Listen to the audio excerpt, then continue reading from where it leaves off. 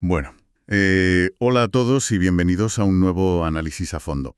Yo estoy encantado de estar aquí hoy porque el tema, normalmente cuando se piensa en una crisis de deuda soberana, ¿no? En la quiebra financiera de un país entero, la mente se nos va directamente a imágenes súper complejas. Claro, a pantallas llenas de gráficos en rojo, parques bursátiles en pánico total. Exacto. Fuerzas macroeconómicas operando a nivel global, que parece algo reservado solo para mentes privilegiadas de Wall Street o del Fondo Monetario Internacional. Sí, sí, se asume que la grieta por donde se hunde un país tiene que ser un error de cálculo en, no sé, en las altas matemáticas de la economía. Yo también estoy encantada de estar aquí, por cierto. Es la percepción habitual, ¿verdad? Pero, y ojo con esto, al sumergirnos en la intersección pura y dura del derecho administrativo y las finanzas públicas, toda esa niebla de complejidad macroeconómica se disipa por completo. Sobre la mesa, lo verdaderamente aterrador es de una simpleza apabullante. A menudo, el origen del desastre no es una fórmula matemática indescifrable, sino la ausencia deliberada de un simple papel. Un trámite burocrático que alguien, muy convenientemente, olvidó firmar. Eso es. Y lo cambia todo, porque ya no hablamos de fuerzas invisibles del mercado. Hablamos de decisiones humanas, firmas, expedientes y, sobre todo, de la elusión sistemática de la ley. Y ese es precisamente el punto de partida de nuestra inmersión de hoy. Vamos a analizar un documento muy, muy específico, titulado La pelea que falta. Un texto que no es un simple artículo de opinión, cuidado. No, no, para nada. Es una propuesta de plan de litigio estratégico. O sea, una acción colectiva de nulidad diseñada para romper desde los cimientos jurídicos lo que los autores describen como un ciclo histórico de endeudamiento ilegítimo en Argentina. Y antes de meternos en harina, hay que hacer un aviso importante para quienes nos escuchan. Los documentos de hoy abordan cuestiones históricas y políticas altamente sensibles. Sí, que involucran a múltiples gobiernos de ideologías diametralmente opuestas a lo largo de décadas. Exacto. Así que nuestro objetivo hoy no es, repartir carnés de culpabilidad política ni tomar partido. Vamos a desgranar objetivamente los argumentos legales, los precedentes y las pruebas documentales que plantean estas fuentes. Vamos a hacerle la autopsia a la mecánica pura, a comprender cómo funciona esta trampa legal que el plan de litigio intenta desarmar. Y la premisa es fascinante. ¿Qué pasaría si la clave para desarmar la impunidad financiera de un país no estuviera en la macroeconomía, sino en ese trámite administrativo omitido deliberadamente? Pues que la perspectiva cambia por completo. Pero para entender por qué este documento propone una demanda judicial masiva justo ahora, primero tenemos que comprender el patrón histórico que intenta destruir. El ADN del endeudamiento, por así decirlo. Eso es. Hay que mirar hacia atrás, rastrear el genoma de este mecanismo. Y las fuentes nos llevan al punto cero, a la dictadura cívico-militar argentina, entre 1976 y 1983. Una época muy oscura, cristalizada en lo que jurídicamente se conoce como el Fallo Olmos, dictado en el año 2000. Claro. Tras muchísimo tiempo de investigación judicial, el fallo Olmos demostró cómo la dictadura tomó deuda a sangre y fuego, omitiendo todo tipo de controles, sin registros contables. Pero a ver, detengámonos ahí. ¿Cómo funcionaba exactamente esa mecánica?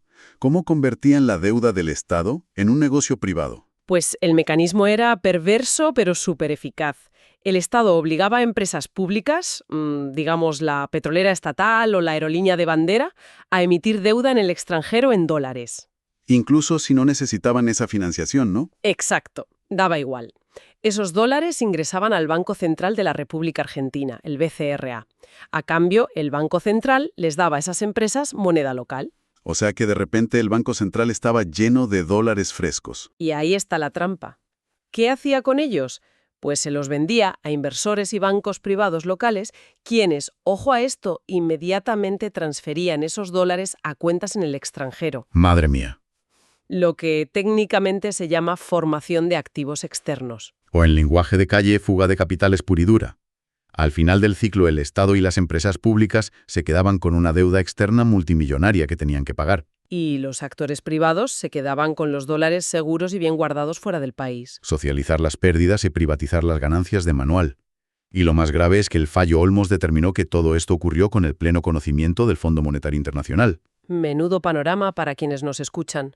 Pero claro, aunque la sentencia del año 2000 dejó toda esta maquinaria probada y documentada en papel, los delitos penales ya habían prescrito por el paso del tiempo. No hubo responsables en la cárcel. La matriz quedó expuesta, pero totalmente impune. Y esa falta de consecuencias, según los autores de este plan de litigio, es lo que permitió que el modelo hibernara, ¿verdad? Para reactivarse décadas después. Concretamente, damos un salto a 2018, durante el gobierno de Mauricio Macri. Las fuentes argumentan que el préstamo récord del FMI, estamos hablando de 57.100 millones de dólares, Una barbaridad de dinero. una barbaridad, pues argumentan que replicó esta misma matriz de la dictadura. Y aquí es donde la burocracia, esos papeles de los que hablábamos al principio, cobra un protagonismo absoluto a través de un artículo muy concreto de la Ley de Administración Financiera, la LAF. El famoso artículo 61. Vale, vamos a desgranar esto para nuestra audiencia. ¿Qué dice exactamente ese artículo y por qué es tan crucial? El artículo 61 es el dique de contención legal. Exige que, antes de firmar cualquier operación de crédito, el Banco Central emita un dictamen técnico independiente sobre el impacto en la balanza de pagos. O sea, un estudio previo para saber si el país va a tener suficientes dólares en el futuro para pagar esa deuda sin quebrar. Exacto. Es una medida de seguridad básica. Pero al revisar los expedientes del crédito de 2018, resulta que ese dictamen previo e independiente jamás existió. Lo eludieron por completo. A ver, hago de abogado del diablo por un momento. La administración argumentó en su día que sí hubo controles, que usaron una especie de evaluación conjunta entre el Ministerio de Hacienda, el Banco Central y el propio FMI. Sí, la famosa evaluación conjunta. Claro, es como si en la construcción de un rascacielos, la constructora, el banco que pone el dinero y el inspector municipal firmaran todos juntos un papel diciendo que los cimientos están perfectos. Saltándose el informe de seguridad independiente y obligatorio del Colegio de Arquitectos, claro. Exactamente. Si pones a los tres actores a redactar algo juntos, no es una garantía suficiente a ojos del público. Si conectamos esto con el panorama general que señalan las fuentes, vemos que no es un descuido burocrático. Es una aberración jurídica y un conflicto de intereses de manual. Ya, La ley exige un dictamen independiente del Banco Central precisamente para que actúe como contrapeso técnico frente al poder político del Ministerio de Hacienda. claro, para que alguien diga las verdades incómodas. Responsabilidad en una evaluación conjunta se neutraliza al controlador. Es una maniobra procesal deliberada para evitar la rendición de cuentas, para no dejar por escrito que esa deuda era matemáticamente impagable. O sea, desarmar la alarma de incendios antes de encender la cerilla. Y las consecuencias de esa elusión nos llevan directos al escenario actual. Porque cuando se intentó llevar a juicio esta irregularidad de 2018, en casos como el caso Murúa o el caso Codiani, la Corte Suprema dio un portazo. Sí. La Corte cerró el caso Murúa usando el artículo 280, que les permite rechazar recursos sin analizar el fondo del asunto. Una herramienta procesal para no meterse en el barro. Y al no analizar si la evasión del artículo 61 era ilegal, pavimentaron el camino para que la historia se repita. Y vaya si se repite. Llegamos al año 2025 a un nuevo crédito de 20.000 millones de dólares con el FMI. Y aquí la trampa legal, según denuncian las fuentes, se sofistica en dos pasos. A ver, explícanos esos dos pasos porque aquí la burocracia se pone creativa. Paso 1. El gobierno emite el DNU, el Decreto de Necesidad y Urgencia 179/2025. Este DNU actúa como un cheque en blanco, una autorización general para un futuro acuerdo. Un marco de actuación sin cifras concretas todavía. Exacto. Y luego está el paso 2. Un mes después emiten el decreto 268/2025. Este es el acto que aprueba la operación específica, la carta de intención y los memorandos firmados el 6 de abril. Donde ya están las tasas de interés, los plazos de vencimiento y todas las condiciones duras. Eso es. ¿Y cuál es la trampa legal denunciada aquí? Pues que el expediente de ese decreto 268, el importante, no tiene el dictamen del artículo 61 de la LAF. Cero. Nada. ¿Y qué excusa dio el gobierno? Intentaron usar un dictamen genérico que estaba en el expediente del primer DNU, el que se emitió un mes antes. Pero a ver, vuelvo a mi papel de abogado del Estado. Si el DNU inicial ya tenía un dictamen del Banco Central, ¿por qué los abogados en las fuentes insisten tanto en que es inválido? Porque es una cuestión de temporalidad. O sea, ¿acaso no sirve una autorización general para agilizar las cosas en medio de una crisis? El Estado necesita moverse rápido. Las fuentes denuncian que esto es una imposibilidad técnica y legal absoluta. Vayamos a la lógica matemática. Venga, Es matemáticamente imposible que el Banco Central evalúe el impacto en la balanza de pagos de unas tasas de interés, unos plazos y unos condicionamientos que en la fecha de ese primer dictamen literalmente aún no se habían escrito. o sea, no existían. No existían. Es como pedirle al del banco que te apruebe la hipoteca sin saber cuánto cuesta la casa ni a cuántos años la vas a pagar. Es papel mojado. Usar un expediente previo para validar un acto posterior con condiciones distintas es un vicio legal insanable. Claro, es matemáticamente absurdo.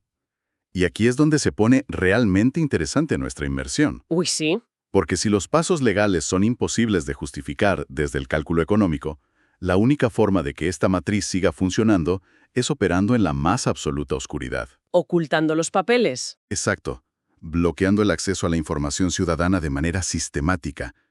Es como si decidieran apagar todas las cámaras de seguridad antes de abrir la bóveda del banco. Una analogía perfecta. Vemos cómo los pedidos de información pública, como pasó en el caso Codiani y en las peticiones recientes de 2024 y 2025, son bloqueados sistemáticamente. Y las fuentes citan un ejemplo tremendo de esto, el DNU 846/2024. Lo describen literalmente como un caballo de Troya. Madre mía, es que eso fue de traca. Usaron un expediente administrativo que en teoría era sobre jubilaciones y pensiones Algo súper sensible. para colar por la puerta de atrás la eliminación de las restricciones legales a los canjes de deuda. ¿Ocultaron la maniobra financiera dentro de un trámite de jubilados? Tela marinera. Pero si hay un detalle que ilustra este pánico a la transparencia, es la restricción del llamado Orden 14 dentro del expediente del DNU 179 de 2025. ¿Ah, sí? ¿El secreto de Estado? Exacto.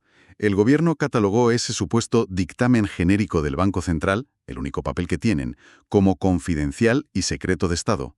Con el argumento de que revelar esa información podría poner en peligro el sistema financiero de la nación. Pero vamos a ver.